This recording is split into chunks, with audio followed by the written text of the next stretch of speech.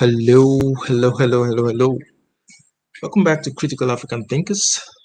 As you know, this is a place where we examine everything under the microscope of logic to ascertain what is most factual and logically consistent. So today's topic, we're going to be talking about the UCLA students who bullied their department, who bullied the administrators in their department from hiring a professor, from hiring an associate professor, a psychology professor, as punishment for his views or his social views or his political views, and especially for his views as it regards to DEI, diversity, equity, and inclusion. So that's the topic we're going to be talking about today. We're going to be talking about whether the DEI, whether it's gone too far, right? Whether it's the right call, whether students should have that much power to be able to influence the decisions of the administration, to influence the decisions of the school body, right? So can students literally bully the administration into doing what they want them to do? So these and many more of what we're going to be talking about in this conversation today. Um, so, just before I start, if you're joining the stream for the first time, please like, share, and subscribe to the channel. Here, we try to have interesting conversations. We try to have as much non-bias and try to have as much nuance as possible, as is humanly possible in any conversation. And I think we do a great job of that. All right. So, after I've done my monologue, I'm going to open up the stream, and those who want to call in can call in and share their thoughts. So, like, share, and subscribe. If you'd like to also support this channel, because many of the videos on this channel are demonetized. YouTube seem to have a beef with the kind of conversations we have. So if you want to help support this channel to help it grow, you can always support us on Patreon. You can also, I've also turned on channel memberships for this channel. You can also support in terms of channel membership. Just click the join button in the web page of this channel, and definitely you can also get my crime fiction novel on Amazon. Let me just share the screen to show that all that you can get from the you can get all that in the description of this video. It's all in the description of the video. So yeah, this is my crime fiction novel. Um, a good a good read. I think you can. Let me just show one of the yeah. Where is it? Where is it? Where is it? Good, good. So this is the review. A fun, thought-provoking read, very fair presentation of ideas, well, I try to be, set in an area of the world where as an American I had no familiarity. So I think this is a good read for anyone who wants some fiction mixed with some race and some debate on race and colonialism from an African perspective. I think you would like this very much. So please do support me by getting a copy and reading it, and let me know what you think about my writing. So now back to the show, right? So the shows today is, has DEI gone too far? But first of all, what is DEI itself? I think we have some comments. Hey, Steve. Hey, Steve. So good to see you, Steve. I do hope you can call in today. I do hope you can call in. I've missed talking with you, Steve. Really missed talking with you. So back to the conversation, right? What is DEI itself? What is diversity, what is inclusion, and what is equity. I was, while trying to prepare for this, I looked at some definitions. So let me just share the screen from this site called Inclusion Hub. It said, what is diversity, equity, and inclusion? So diversity, equity, and inclusion, DEI, encompasses the symbiotic relationship, philosophy, and culture of acknowledging, embracing, supporting, and accepting those of all racial, sexual, gender, religious, and socioeconomic backgrounds, among other differentiators. So this is the definition of DEI. Now, on face value, this is not such a bad thing, right? I think it's okay to acknowledge and embrace people of all sorts of background, either racial, sexual, gender, religious, or whatsoever. I think uh, every sort of environment should be welcoming to people of all backgrounds. There should be no discrimination based on any of these characteristics or based on any of these criteria. But like many things, many social things, it goes beyond just what's in the surface value. It goes beyond what's in the definition itself. It goes beyond to something deeper. And when it comes to the implementation of such policies, then you begin to see the problems with such philosophies, right? So on its own, diversity is a good thing. On its own, quote unquote, equity is a good thing, inclusion is a good thing. But how do you put these things in practice? How do you implement policies that are meant to foster diversity, equity, and inclusion? I hope you guys are hearing me. If you can't hear me, just let me know. Um, so, so can't hear me? Let me know. Let me know. I think you hear me. So let me just read this article. It says, in a push to make the world a more inclusive place, experts and activists utilize specific terminology when describing inclusion work goals.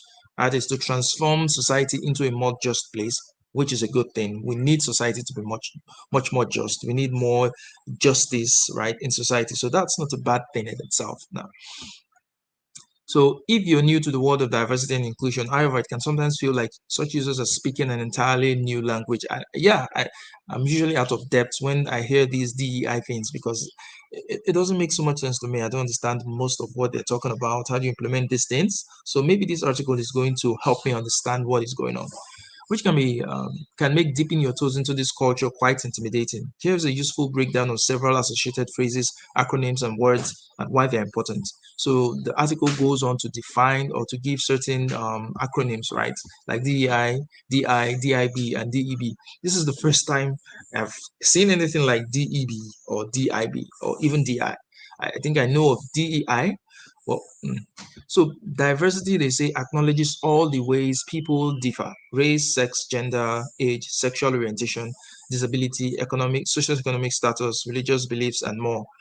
Okay, so acknowledging that people differ, yeah, not a big deal. I think that's common knowledge. People know that people differ by different characteristics, by different metrics. People do know that. I don't think there's anybody on earth who doesn't know that there are quote unquote different races, even though race is something that we should do away with.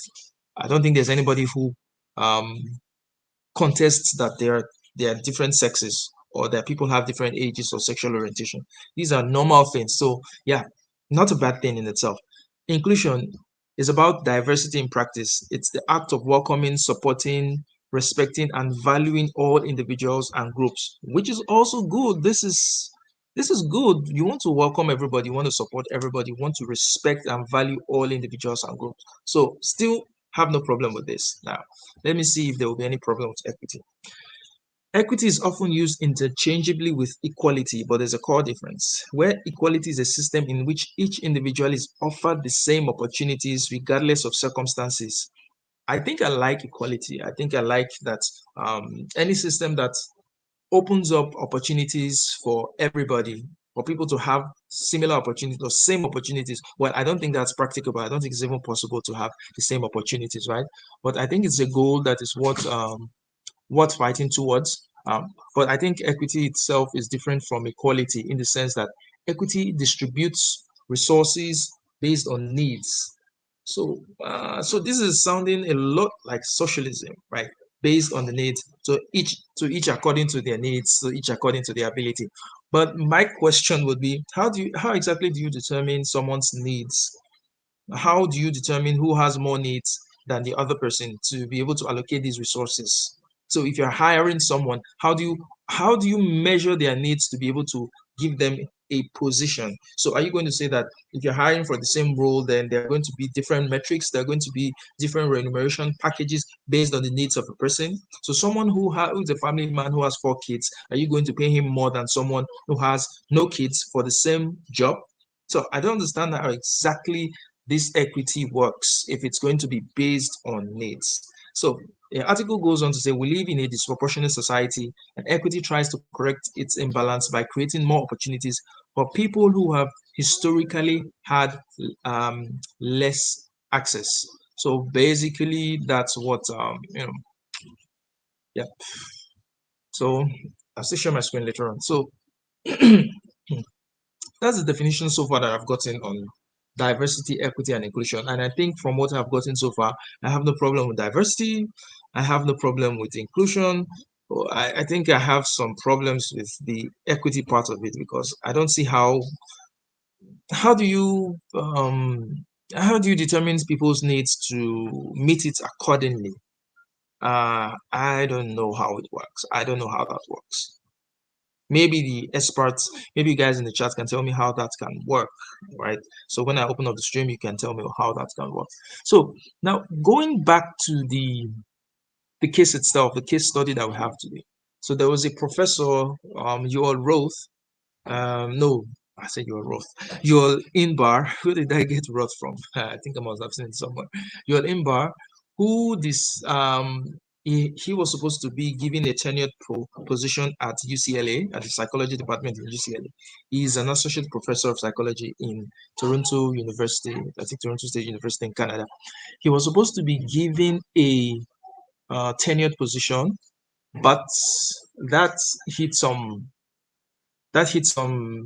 major setback because some students, he also hosts a podcast on Spotify, and the podcast is called, I think, two beers, two professors and four beers, or two beers, two professors and four beers. Yeah, that's the name of the podcast. So when they talk about social issues, they just share their thoughts, much like we do here. Anyway, so now the students in the university in UCLA in the Department of Psychology decided to do their own FBI background check on this guy, and they went to his podcast that he had presumably dozens of episodes, and they sifted through the episodes and they found some things, and they found some things which they think is against their principle of DEI.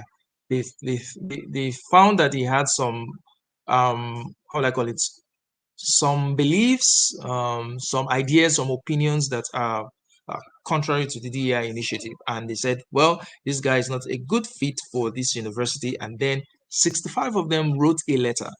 They wrote a letter to the department asking that this man be not hired for the position based on what they read from, or based on what they gleaned from the podcast. So let me just share the letter and read some part of the letter, and we'll see what they had to say there. Good. So yeah, this is the letter. So they said, dear Doctors Caney, Parkinson, and Hirschfeld, we the undersigned students. Now, I don't know how many students are in this department, but is it fair that 65 students are able to make the decision for the whole department on who to hire and who not to hire? Is it fair? Well, we the undersigned students write to strongly recommend against the hiring of Dr. Yo Inbar as a tenured faculty in the psychology department. So this is a recommendation. This is not an imposition. So I believe that the psychology department has the right to reject this recommendation. They have the right to say, well, we've looked at your recommendation and thank you for your recommendation, but we're still going to go ahead with our hiring anyway. But they didn't do that, right? Wondering why they will just they'll just buckle under this kind of pressure and let the students have their way, right? We feel that serious consideration of Dr. Imbar directly conflicts with the values and standards we uphold as an institution and department committed to diversity, equity, and inclusion, DEI. We believe that Dr. Imbar would not enter the social area as a member committed to creating a safe, welcoming, and inclusive environment. And that his hiring will threaten ongoing efforts to protect and uplift individuals of marginalized backgrounds. Now, this word marginalized is the triggering word for me. I really don't like the word marginalized. Like, I don't understand how anybody would, any group or any person would want to take on that title of being marginalized. Why? Why? That's so disempowering. That's so, so negative. Why anybody would want to say, oh, I'm marginalized? By who? By what? By the society, by laws? Where are the laws marginalizing anybody? Can't see it. So now, this idea that the university has to be a safe place, and when they're talking about safety, they're not talking about physical safety. They're talking about safe from ideas that they find that they disagree with. The university is supposed to be an environment where people are challenged. You're supposed to be uncomfortable in terms of ideas. You're supposed to go there to learn new things, to learn new perspectives, to challenge yourself, to sharpen your skills, your thinking skills, your relationship skills, everything. If the purpose of a university is to create a safe space where nothing is challenged, then there will be no progress, there will be no growth, everything will stagnate. Is that the kind of environment that students want to learn in? That's not a thriving environment, right? That's so I don't know, I don't understand what the students are asking for, right? So our concerns were initially raised by Dr. Inbar's podcast, Two Psychologists and Four BS. Yeah, so linked here, which is publicly available to listen to on Apple Podcasts, Spotify, and other popular websites. In each of the episodes, he discusses various topics relating to current events in academia, including but not limited to diversity statements, anti-racism in psychological and organizations, sexism and racism on college campuses, freedom of speech, polarization, and conservatism in psychology. As he has 101 episodes, we do not intend this to be a comprehensive overview of his podcast content. Rather, critical episodes we would like to draw your attention towards are episode 15, Just When You Think You're Out, and episode 92, Should SPSP Stay Out of It? So, I'm not going to read the whole of this letter, but I think we have the idea. We get the idea.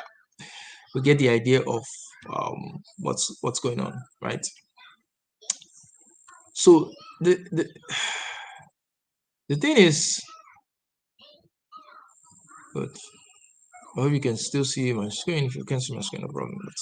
As long as you can hear me. So the thing is, I don't understand how the students have this much power to be able to, you know, how the students have this much power to be able to make this kind of decision. So what's the threshold for students not wanting a particular lecturer, not wanting a particular professor to be in their school? Should it be 5 students that doesn't like a professor that write to them? Should it be 10 students? Should it be 100? Should it be a certain percentage? Should students be the one making these calls? Supposing the professor, while in class, says something that the students don't agree with, should that be grounds for his firing? I, I was listening to an episode of Glenn Lowry a few days ago, where there was also a professor that had an issue with his course, where he quoted the N word when he was making a reference to something during his class. Now, there were 3 responses to him doing that. The first response, no, those 3 responses were from African Americans or quote unquote black people themselves. The first 2 responses were like, okay, we understand the context in which you're saying it. No, everything was going fine, everything was going great, everything was going well until the last person stood up and said, well, that's racist. And then they wrote a letter to, the faculty, and the head of the faculty recommended that they write to the university or the ethics, something like that, for disciplinary action. So would school administrators why are they abdicating their responsibilities? Why are they abdicating their power to students and just letting them run the show? Right? I really don't understand why that is happening. I don't understand how that can happen. George says the Luftwaffe runs the place. What do you expect?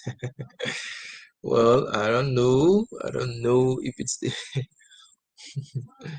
so I know there was a while back where I was, oh, socialism, socialism, socialism.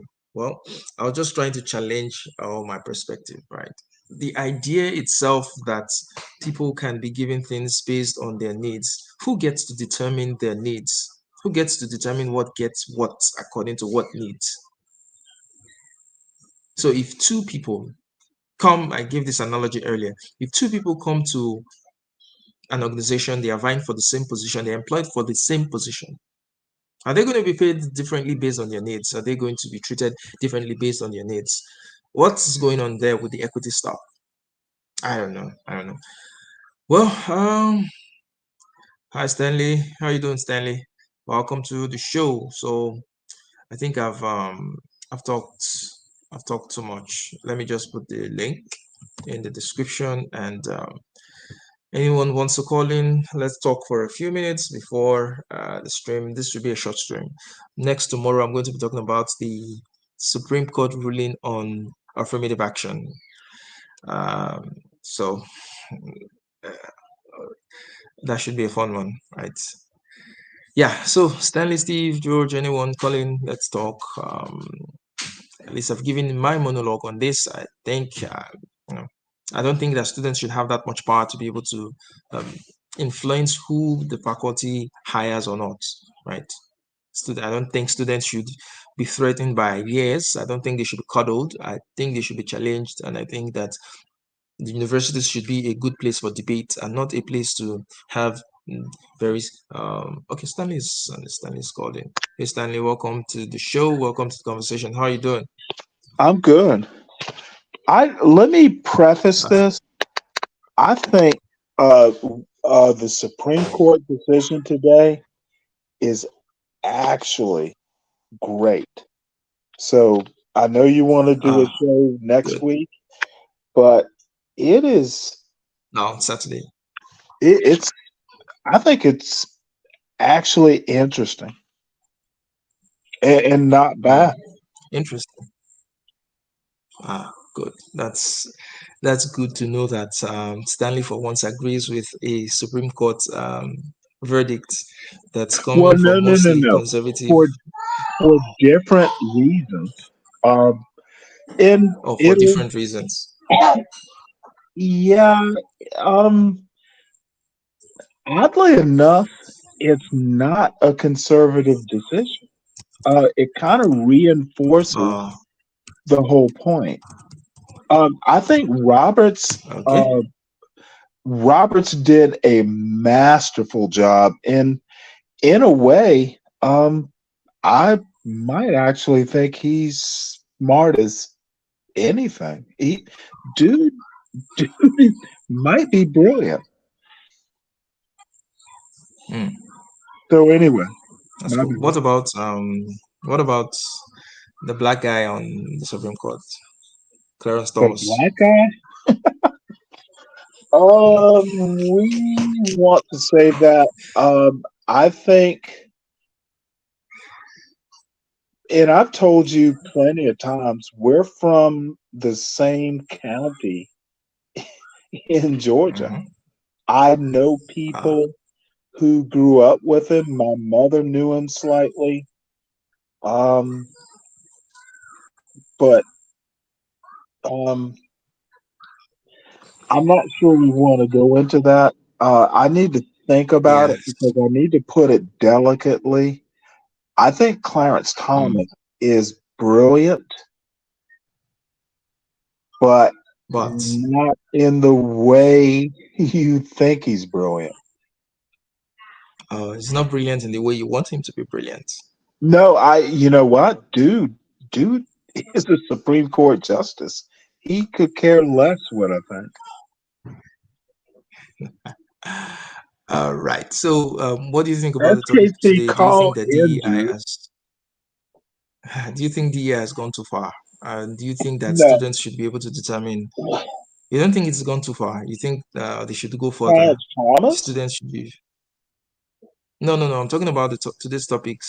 Today's topic on DEI. The UCLA psychology department students, 65 students, wrote to the department to prevent a professor from being from from being hired to the school because of his because views on DEI. he disagrees with DEI. Yeah, yeah. Um, Depends on why he thought, and I'll have to apologize. I didn't see the video, or are you going to show a video?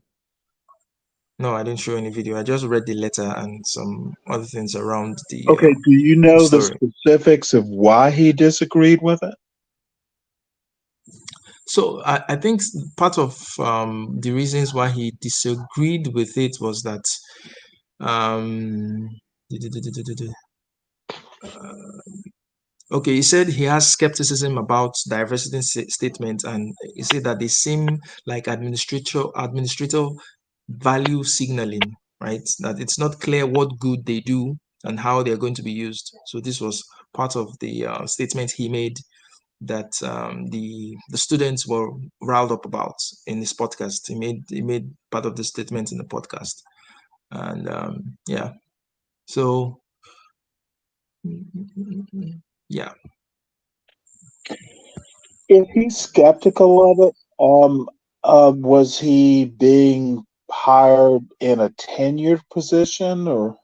No, he hosts a podcast, right, called Two Psychologists and Four Beers. So he was having a conversation with his podcast partner, and some DEI stuff came up. And Mhm. in two episodes specifically, he has about 100 episodes, but I think episode 92 and one other episode is where the students found issues with.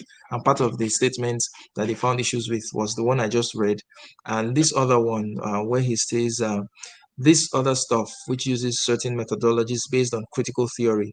I don't think it's the job of the organization to be promoting certain sub-disciplinaries. So that Oh, was did you listen to the mm, podcast? I tried listening to the podcast, but I couldn't finish it before the conversation started. I listened for about a few minutes, so there was no time, so Okay. I couldn't finish it. Yep, yep. But Well, I think there are the problems with DEI on itself, mm, but DEI has been around for like 40 years. Um, it's under different names and that sort of thing, but the origin is the way corporations used it was like um, it was the CYA thing. This person said this, that, or the other, and we did our due diligence to basically tell them, you can't do this, you can't do that, you can't say this, you can't say that. Um, Originally, it DEI or whatever it was called back then uh, was like, hey, we talked to them about it, and they were still a D head. So he's got to go. Too many people complaining. So mm, the way DEI has gotten to this point was pretty suspect. And the other problem is, let's face it, even though I think Robin DiAngelo had has good points, you know, a money making venture, you know, I think DEI is going to be somewhat like affirmative action. It's been perverted, it's been just stretched, contorted, stressed. Um, it probably needs to be rethought in a better way, reconceived or mm, reconstructed. So, um, now this dude not being hired, I can't say because I didn't listen to the podcast, but did he? If you think that the concept of diversity, equity, and inclusion is on the face of the dictionary definitions is wrong, then yeah, that's un-American. mm. So he Okay. must have said something. SKC. Hey, SKC. Yeah, I just quoted two of the things he said, but there might be more. SKC, welcome to conversation. How you doing? Hey, how's everything going? Going good. Good, good. I'm going through my second rereading of Hotel Shimdown and making my notes for when I can get to interview you about it. Wow, that's great. I'm excited. I'm excited. Hope you're loving Um, it. yeah, yeah. I'll. But I don't want to spoil everything, so I'll stay quiet about that. But I actually agree with Stanley to an extent, so far as the face of the whole DEI thing. Oh, today's a good day. Um, uh, However, I think where we differ is that a lot of the ideas that come from more of the liberal mind and side of things, they're based on good intentions, but when Mhm. enacted, they get bastardized into a lot of things and they metastasize into very unequitable and almost insane concepts when practiced. And I think that's the major issue that comes in play. Like on paper, yeah, it sounds good, but Mhm. when acted out, it's like no, it's it's piss poor. But see that's a perfectly good take. Good idea, bad excuse me. Good idea, bad execution. Um, we agree. Yeah, and I think the problem typically that comes from um, I would say that land or that mindset is that it assumes as though you can create certain types of I would say laws or standards or procedures, Hmm. but they're creating those things with a utopia in mind instead of understanding that we do not live in a utopia, never will live in a utopia, and that the best that you're going to get sometimes you're going to have to understand that there are going to be various trade-offs. Well, see, Mhm. um, let me see if I can agree with you here. Um, in my opinion, what I think I just heard you say is that um, accountability is key. If No. you do something that harms the company, you need to be held to account. So, but what if that quote unquote harm is just a difference in opinion, right? Like You saying know that, what? The funny thing is the boss of the company rules. That's a very conservative point of view. Well, what I was saying about a lot of these subjects, particularly when it comes to like the whole DEI thing, and even you can couple in the affirmative action thing with it if you want. But on the topic of the DEI, um,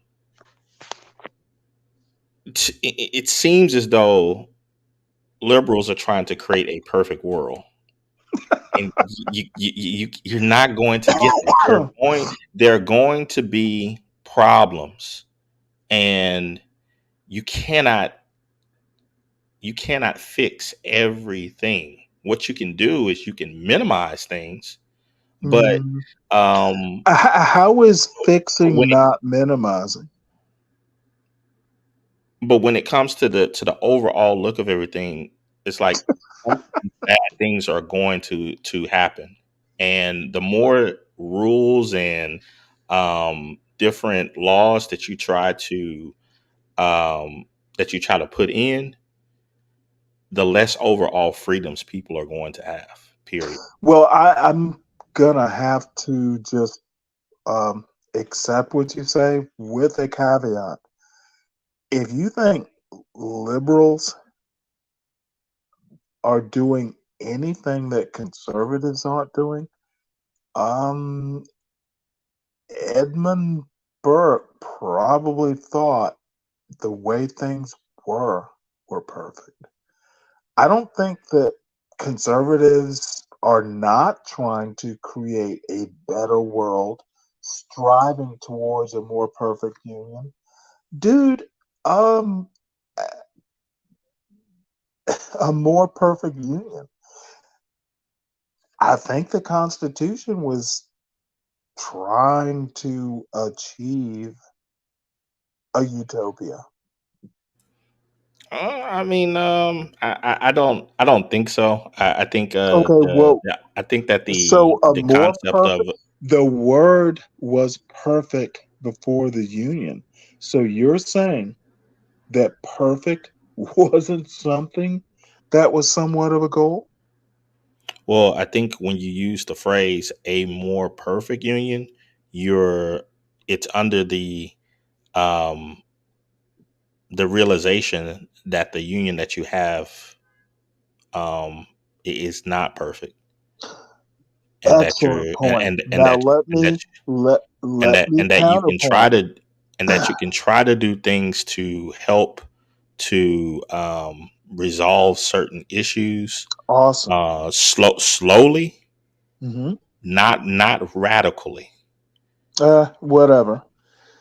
My point is, do you stop trying? Are you trying to get? Because do you know what utopia means in Greek? No, I'm unaware. It means nowhere. Literally, it means nowhere. So I think most people understand what utopia actually means. I think the concept is we know we're not going to get there. My question to you is, do we stop trying when conservatives think we have gotten there? Or when Well, liberals? okay, You keep trying so is my to point. like back to the whole thing of like DEI, because I see Linda Sadler. She said she can't stand DEI. It's ruining her life right now, and that's what I was talking about so far. Is certain things can sound good on paper, however, when they're executed, it's like I've seen people in various positions, more or less in like white collar jobs and so forth, and Mhm. seeing them have to stop what they're doing, go to a morning meeting or an evening exercise Mhm. about, DEI stuff. Mhm. It's very, first of all, it's extremely unsettling for certain people. Two, sometimes it doesn't even apply. It's a complete waste of time. And then three, you're sitting up and watching someone that, on a lot of occasions, I don't know about Melinda's thing. She may be able to co-sign what I'm saying, but you're listening to someone with very little life experience, and they're getting paid out the wazoo to Mhm. try to lecture you on things that just normal human beings know how to work out without without their help anyway. Mhm. And that's Well, what I mean I so think far what as okay. a utopia. And even No, if you want to invoke your you're the not. Greek Your meaning of it, utopia point moving doesn't nowhere. work. We know that means nowhere. But I will agree with your DEI point, and it's kind of why I'm kind of happy in a weird sort of way with the affirmative action point. Um, DEI, the original intent, to use your phrase, on paper, has just gone awry. Same thing with affirmative action. So scrapping it, I would agree with you. And Bad ideas and need to be discarded. They need to be rethought. I'll add in this, playing devil's advocate and showing good measure. I believe that affirmative action had um, its usefulness when it was enacted. Yes, agreed. But I think that Clarence overall Thomas people have got to moved on. jail. Yeah, Please, and I'm can we thinking not that interrupt, please? yeah, and I'm thinking overall that people have moved past that era to where the dictates of affirmative action are no longer applicable to the modern US. I disagree. Um, affirmative action was denatured in was it uh, um, Is 19. that a biochemistry joke? I'm sorry. You said affirmative action was denatured. I said, is that a biochemistry joke? Denaturing of proteins. Sorry, can't help it. But neutered. Um, um, affirmative action hasn't worked since the Baki case in, I think it was 1978, and it was further denatured in like 1996. So it wasn't working, and um, the example is affirmative action wasn't helping the people it was intended to. Same with DEI. So again, I'm agreeing with you, maybe not in the same way, SKC. They're not working. They are denatured. They are just not doing what they intended to do. So, Scrap them. so I think that's part of the point this that that he doesn't really understand what's let me look for the quote here where he says he said something about he doesn't understand how useful the DEI efforts are, right? He doesn't understand, and that was part of the the things that they took against him. I'll find it. When I find it, I'll read it. But I have a question for SKC, so I want to play the devil's advocate, right? So SKC, let me play the devil's advocate. You and I agree that some of these quote unquote leftist policies, there's kind of good intent behind it, at least in theory, right? We want to move to a more perfect union, so there should be constant improvements. However, it seems as if the left doesn't make any push at all for any sort of progress or change, the right is perfectly comfortable with the way things always are, or where they've always been, right? It seems like the left pushes the needle to a certain point where conservatives now come to an agreement with them. There's a negotiation, there's a middle ground, and then conservatives began to conserve those things that the left pushed for that's now become mainstream. And they just leave it there. They don't, in essence, my question is, if you are to do away with the left and with progressives and the liberals in America, don't you think America will stagnate with just the conservative viewpoint? Because they will just be like, oh, things are great the way they are. We have to leave them this way. So what's the positive message for the right? That's my question.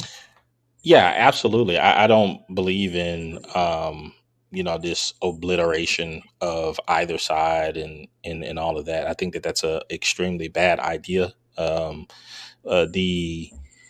three prong approach, though imperfect, I think is much better. It's like having three prongs of a table to balance um, the flat surface. And whenever you get one leg that's longer than the other, it you have an imperfect surface. And so yeah, I don't hold to those things of like like obliterating other people and their viewpoints and getting rid of one side or the other and all of that stuff. The problem that I see overall, um, it will be similar to when one is driving. Um, an issue that I see more so on the left than on the right is the propensity to try to make quick, radical changes, which we know if you're driving a vehicle, unless it's an emergency, that's the last thing that you want to do. It just shakes up everyone that's riding the car. It causes the car to jerk. If it's too um, stiff, you could actually flip the vehicle, especially if it's moving quickly. So, gradual changes are the things that I think that are more profitable because it allows people um, adapt a little bit better, and it just seems like a more steady and smooth course. Um, and I think it can be applied on both sides, but right now in our current era, it seems like the left is shooting for more extreme radical changes, and with them at the wheel, it's like you have a dangerous driver, basically. Well, the world is moving at the speed of light, so maybe they're just operating at that frequency, at that wavelength of where the world is at right now. They're trying to keep up with um, the way things are moving so fast. Maybe it's not just them being reckless. Maybe it's them just. Maybe this the realities of 21st century living. Perhaps, take for example, um, the whole what do you call that? Take for instance, like the climate change people. Mhm. Um, you put them at the wheel, they are going to flip the car over so far as um, the economy, uh, goods and services, employment. Basically, human civilization in the 23rd in the 21st century would be just go completely haywire if you put them at the completely at the wheel, because they don't even have a destination. They just Mm. know, um we're on the highway and we need to turn the wheel to its complete, to do a 90-degree turn, and we're traveling at 90 miles per hour, and they're like, and everything's going to be okay once we turn this wheel. It's like, no, it's not. The car is going to be flipped. What is the plan? We don't need a plan. We just need to stop. It's like so I just it just doesn't seem very sensible, and trying to explain that to someone, it just seems like, wow, have you ever driven a vehicle before? So when people ask simple questions to those people, and I'm just taking a pop shot at this one particular issue of like the climate people, um, when they say, oh, we just want to go to green energy. Okay, how? Like, what, take me through the steps, and they can't do that. Maybe they are the visionaries. Maybe they need the measured people on the right to say, okay, this is a good vision, so this is how we get there, and not so fast. Instead of the right just saying, put a brake on it, put a pause on it. This is not going to happen. But that's the whole thing. It's like, they want a perfect solution. But the reasonable solution would be, okay, we need to adopt more nuclear energy. It's the cleanest source of energy that we have at this time. Yes, we can pour in more time and energy towards research R&D, towards other fields. But if you want to go the whole ultra green right now, that's the greenest that we have that is actually viable for all close to 8 billion people on the planet. But they don't want that. They're saying, no, we want the perfect solution. Okay, what's the perfect solution? We don't know. We got to get there. Okay, do you know that's going to cost people's lives and such and such? Well, isn't it worth it? It's like, who are you to make that call? Mm, cool. Stanley. Oh, I was just starting to write things down. The perfect solution is not to stand still. I understand moving slow, but moving very slow. If you ever slow water is more prone to stagnation. Um, actually, Melissa said something rather interesting. The merit thing. Um, my question to Melissa is Linda. who determines merit? And to go back to some of SKC's points, um,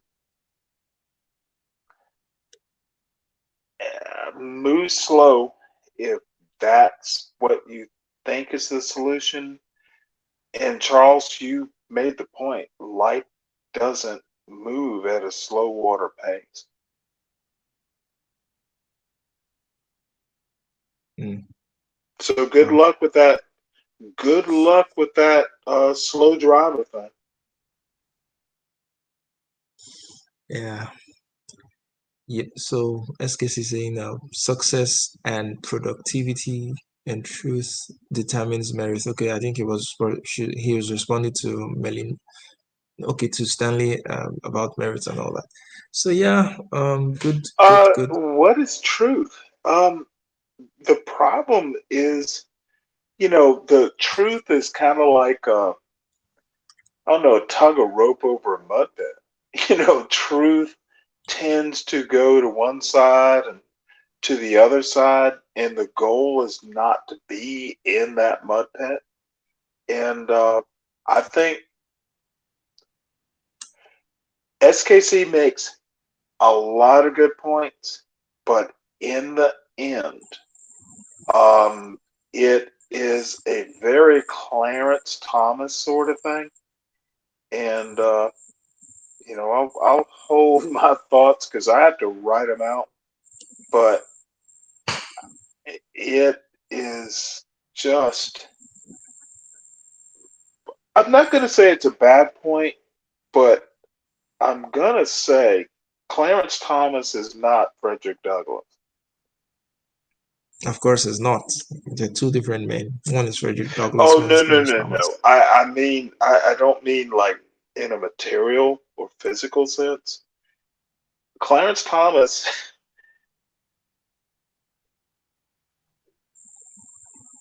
he's not Frederick Douglass. He will not have the same impact. Hmm. Well, different times. Yeah, yeah. I'll say this. I think you're a little bit familiar with chemistry, right, Charles? Yeah, I am. Yes. So Dude has a you. PhD in it. Oh, Nah, perfect. not a So PhD, but it's a doctor of so so pharmacy. of So so go of ahead. course it's like, and I'm not on your level at all, and I don't think that the audience in general would be, but just as a it's just as a common knowledge, just at a high school level, we understand that when um, we perform certain um, um, when we look at certain chemical equations,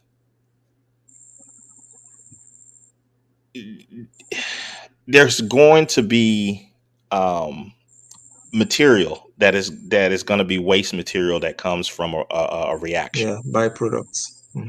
your byproduct, and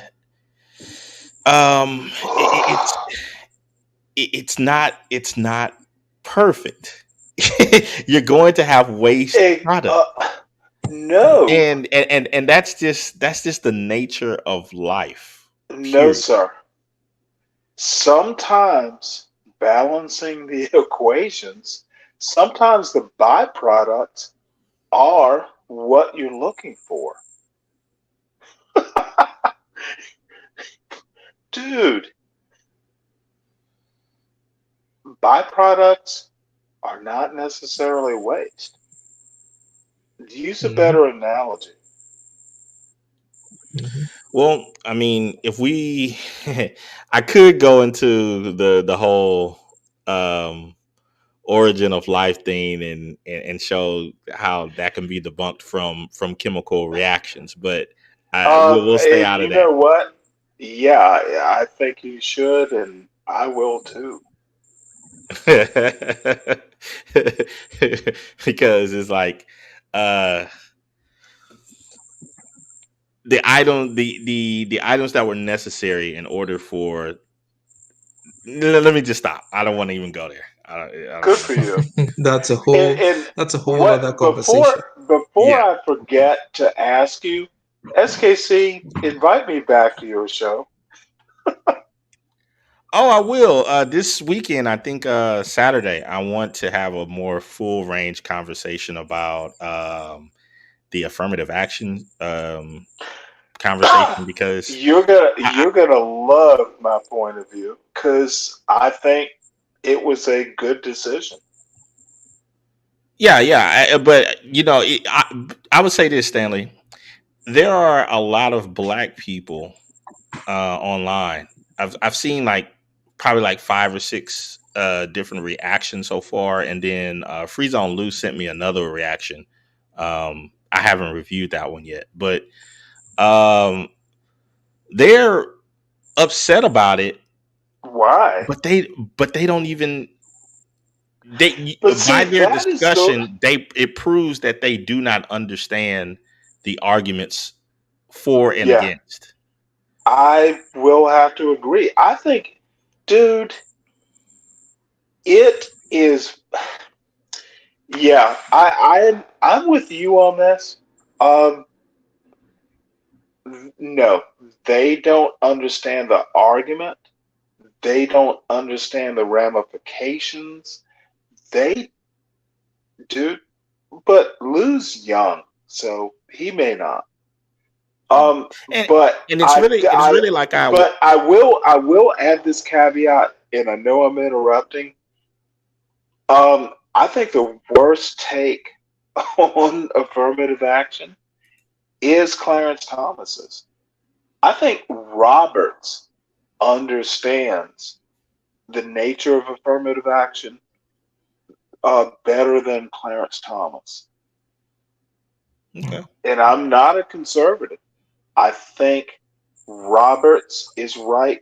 Clarence Thomas, and we can talk about that. So, Yeah, and I don't want to go too far into that because I know that Charles was focusing in on the DEI thing. mhm. Um, but I find it even when you compare the two subjects, the DEI and also the affirmative action thing, But the see, I don't think re, they can be. well, I'm just talking Now, about the I know the at a surface level, DEI yeah, was a. Let me. yeah, DEI but was before you purely before corporate. you before you get in too deep, Stanley, I'm not talking about an actual comparison of the two Got it. um Okay, my bad. of the two. My bad. What I'm comparing is that I find it very odd, and I'll show it during the show, but Mhm. black people's reaction to both is the same. Now explain that. I don't. I don't. Well, no. I'm not. I'm not. I. You have flummoxed me. I. How? Why? They look at both as, from what I've been shown so far, they make the same arguments against both. No, Uh, please go into with they Charles's they they permission. I. they're You have viewing it got as my attention, dude. white people bad, loss for black people. Uh, No, no, no, no, no, no, all this no, is part no, of the no, no, no, yeah no. yes No, I'm saying they're wrong. It doesn't work. Y- yeah that but that's the reaction, and I find that Well, very wait, interesting, hold it. Charles. You're saying black people think that? Yeah, No. yeah. I'm gonna show 6 different. Well, with the one that Free Zone sent me, 7. Because I'm pretty sure they're gonna be along the same line as well. But 6 different reactions to the case, and then I'll also because Charles is doing this show, I'm gonna add in 6 different reactions to the DEI stuff. But let It's me the ask same. you a It's the question. same argument. And Charles is gonna kill me for this. You're gonna think I'm weird. Why do I care what other black people think? We're well, no, no, Come no, on, no. Oh, come stop on, laughing. Stanley. Come No, on, you're. Stanley. Oh, I can hug the microphone right now. Okay. Apparently, I'm being teased. But my No, point no. is, we're three black men. Let us think it through. Sometimes it doesn't matter what other people think. Black, white, indifferent. Oh man, Stanley. You, You where, didn't. where You do you didn't. You where's your didn't know cash app? this. What's your cash app, Oh, Stanley? So I I can don't. send you because I can send you money No, for a beer or something or a glass of no, sir. wine. No, sir. It's nice to offer, but you actually thought I didn't think like this? No, no, it's just so refreshing to hear this It's because not refreshing. It's how black people are. oh my god. Well, well, every smart. Your reaction is rather weird.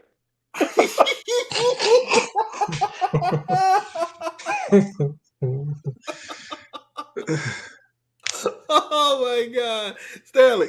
I kid you not. I kid you not. The reactions that I've been hearing thus far. Okay, mainstream media. Yeah, on the internet.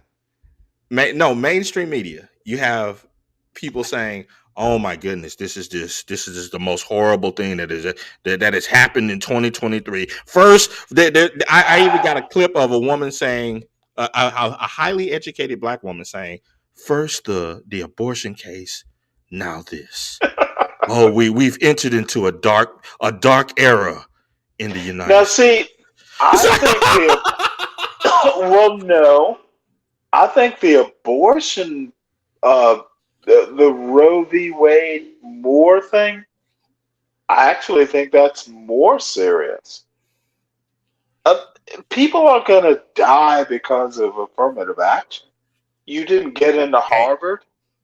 hey, I think hey. one is less existential than the other. You know something, Stanley. Save your thoughts. When I do the show Saturday, I will What's invite you on. surprising is you didn't know this about me. No, no, no, no. I'll invite you on, and we can react together. I may not react the same way you do. No, no, and that's fine. I don't want a echo chamber. I don't want that.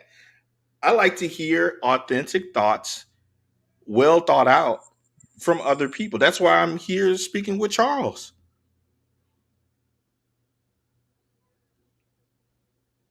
Yeah, cool. And I'm actually curious about what Charles thinks Well, about you the know, whole that's DEI thing actually a from. good point.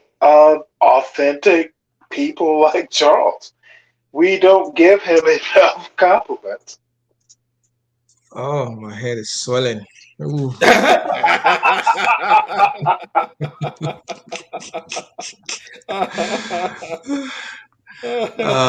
What time is your stream on Saturday, SKC? 2 p.m. Central. Well, 2 Central p.m. here in the United States. When convert that to EST, because I will also be doing something on that same topic that Saturday, so I don't want this to clash. So I'd like to Okay. still also come on yours too. Okay. So let me see. Well, 2 p.m. do a one on the other. Um, that's that would be interesting. But Yeah. Hi, Unpopular. How you doing? And you said to what's what up, time? Unpopular? What's up, Stanley? Can you hear me? Yeah, we can. A bit muffled, but we can. Hello? Yeah, go ahead, Unpopular. Oh, my bad.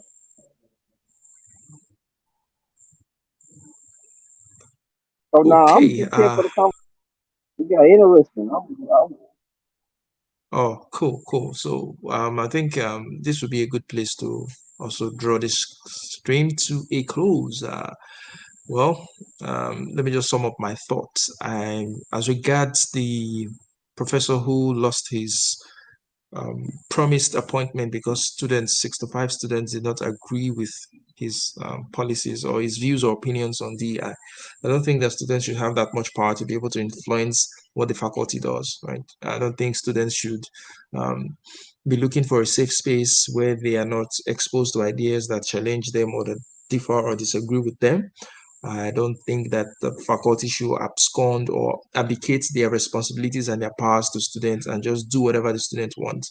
I think they should stand their ground at times and say, you know what, yes, we understand that you have a different opinion on this, but we're going to do what we want to do, which is in the best interest of the school in general. Um, for DEI, of course, diversity is a good thing in theory. Inclusion is a good thing in theory. The equity part of it is where stumps me, right? Because part of the equity thing is almost like a socialist, each according to his needs kind of thing. And I begin to ask myself, who determines what, who gets what, who determines someone's needs to be able to give them what they need appropriately. I don't know about that. So well, thank you guys for coming to the conversation. Like, share, and subscribe. If you would like to support this channel, you can support it on Patreon. The Patreon link is in the description of this video. You can also become a channel member. There's turn on the channel membership. There's a button, the join button. You can do that. And don't forget my book on Amazon, my crime fiction book, which I'm going to be talking to SKC about soon, maybe in the next week or two. And Stanley, we also need to talk about it. I think the other time you said you needed to ask me some questions about it. So I know Oh it's delayed yeah. for so long. Yeah. So maybe after the SKC one, then we can talk about that then. So it's been a uh, fruitful, interesting, engaging 1 hour conversation I've had with you guys. We'll be talking on Saturday again. Be talking um, about the affirmative action case. So thank you guys, and that will be all for today. And I will see you in another live stream. So it's bye for now. Charles, I enjoyed it as always. Yeah, thank you, Stanley. Thanks for coming. Thanks, Melinda, Free Zone, Unpopular, Wolf, Steve, and everyone. Thanks for coming. SKC. So, bye for now.